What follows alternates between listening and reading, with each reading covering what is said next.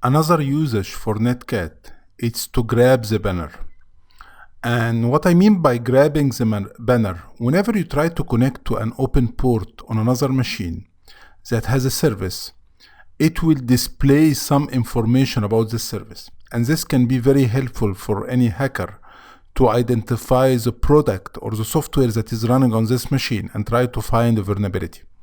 Let me give you a small example.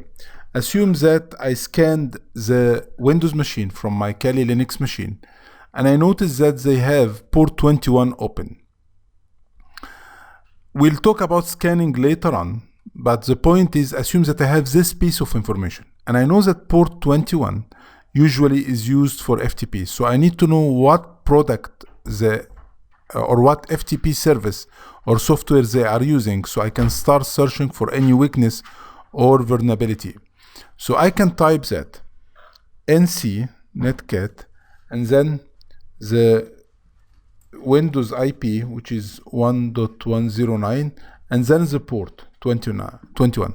So I'm asking him to connect to this specific computer through port 21 that I know that it's open.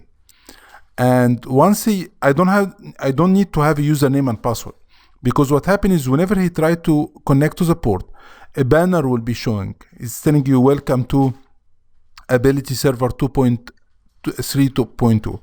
So just by doing that, I know now that the Windows machine has this server with this version, so I can start search for any vulnerability related to such service. While if I didn't do that, I know that he got an FTP server running, except I don't know what product he's using or which version he's using. So this is called a banner grabbing.